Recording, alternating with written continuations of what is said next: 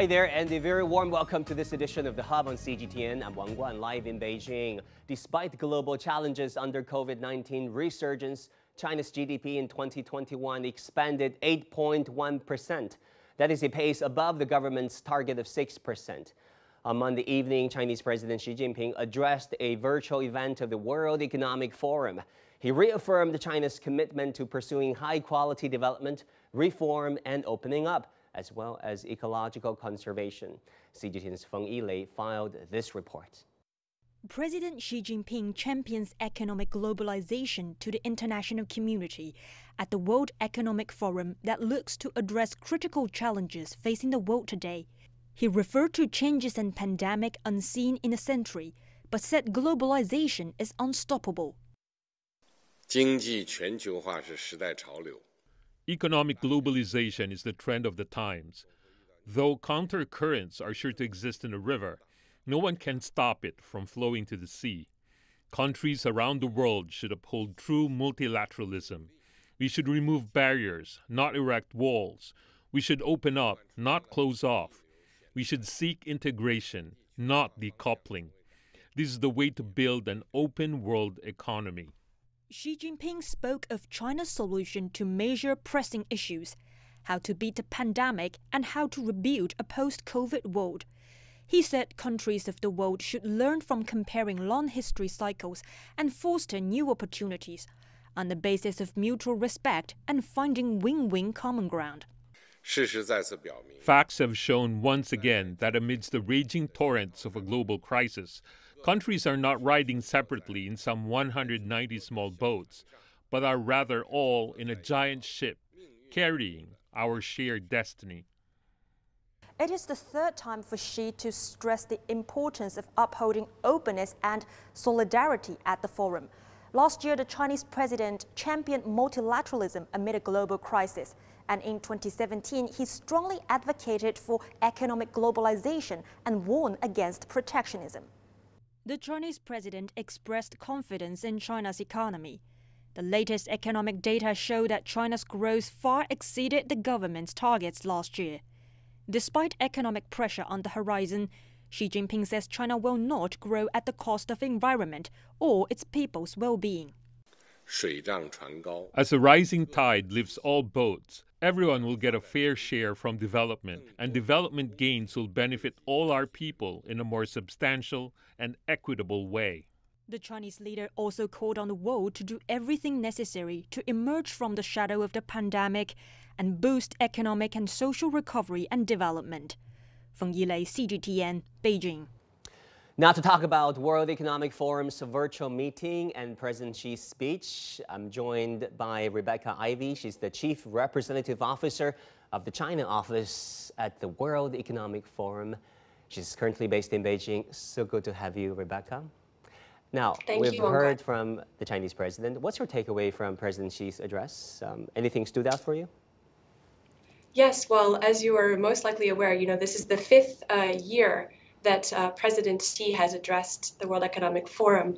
We had his presence in person in 2017, and of course the world has changed significantly in the past 5 years, but we actually heard some very similar messages from President Xi as we did 5 years ago, which was very much reaffirming China's commitment and interest to see a world that works together more collaboratively and where the multilateral system is really upheld. What I would say we saw or heard yesterday that was quite significantly different from 5 years ago is really this emphasis on climate action and the importance of addressing biodiversity, among other environmental sustainability issues. So, of course, COVID-19 also playing a big part of President Xi's remarks.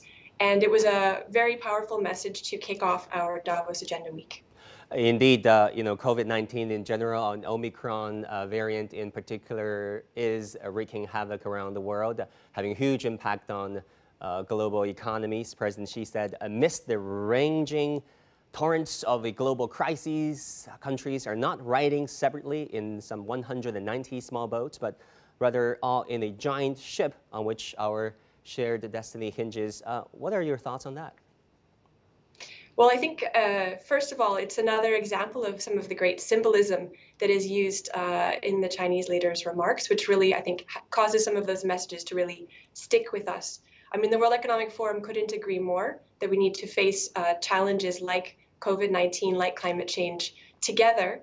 Perhaps, though, I would make a plug for some of the small boats. I think the way that the World Economic Forum addresses global challenges is not only to look at a nation level, so thinking at the level of those 190 countries, but really looking at all of the other actors in society, be they business, government, civil society, academia. So we really do believe that there are many, many other stakeholders that have a role to play to work together to address these challenges.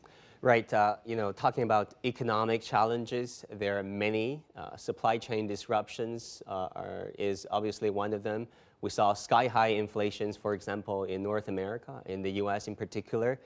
We just had the Christmas season, and also uneven recovery between the global south and the north, unemployment in many countries, including China. How do you look at some of these economic challenges, and what will be some of the top remedies prescribed by the World Economic Forum in addressing these economic challenges? Well, it's precisely to address some of those economic challenges that you described that we convene the Davos Agenda Week this week. So we can really hear directly from leaders, from heads of state and government, what are the challenges, and also lay out some of the solutions at a policy level. But we'll also have the chance to hear from CEOs, from heads of NGOs, about some of their potential solutions to address the challenges you just raised. I do believe that the data points are negative in some regards, but the narrative that we build around those data points is as important as the data itself. It's really about being forward-looking and asking, if we're going to rebuild our economies now, what kind of economy, what kind of society do we want to build for ourselves, building in, for example, a better calculation of environmental resources, rather than purely looking at GDP or purely looking at revenue. So I think there's a chance for the world and also for businesses to reset their calculus of what we want to measure and what we want to achieve collectively. Indeed, we've heard many leaders, not just the Chinese president. We've heard from the Indian president. We've heard from the UN Secretary General. They're basically rejecting, social Darwinism in international relations, saying that there is such a thing as global north-south divide, and countries should pay attention to that when it comes to the divide in technology, vaccination, incomes. Actually, global development index declined for the first time in 30 years. Also, UN Secretary General Antonio Guterres pointed out that the global inability to support developing countries in their hour of need, that is the direct quote from the UN Secretary General. How do you think we can reverse that downward spiral? Well, if we refer back to the World Economic Forum's 2022 risks report, which also came out in the past few days, we do see that alongside of climate action failure and extreme weather events, social cohesion as well as livelihood risks are among the key short-term risks we face in the next 2 years. But interestingly, in the medium term, 2 to 5 years, we already see an evolution of some of those risks, such as livelihood risks, such as debt crises, actually becoming less high on the perception of those advisors and those commentators who really look at risks. So I think what we see is that in the next 2 years, there's a lot of action that needs to be taken to defuse the direct economic and social impact of COVID-19. But in the medium to long term, what we need to do is invest in, for example, digital inclusion to make sure that to prepare for the longer term needs of societies, the longer term needs of workforces, that people are really prepared. So I think that's something that the World Economic Forum is also working closely with stakeholders in China and around the world. We launched the Edison Alliance, which is really focused on bringing 1 billion people online. So we have a lot of initiatives underway to address those longer term economic and social challenges that you mentioned. Closing the divide between the North and South is incredibly important, and it will require all stakeholders.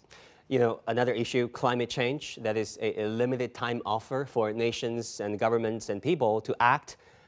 How do you or the World Economic Forum think countries can deliver on their climate pledges? So it's certainly heartening that countries such as China have set ambitious targets. The way that the World Economic Forum seeks to support businesses to actually meet those expectations is twofold. So on the one hand, we look very much at the supply side. We look at the hard-to-abate industry sectors, such as energy, such as mobility and materials.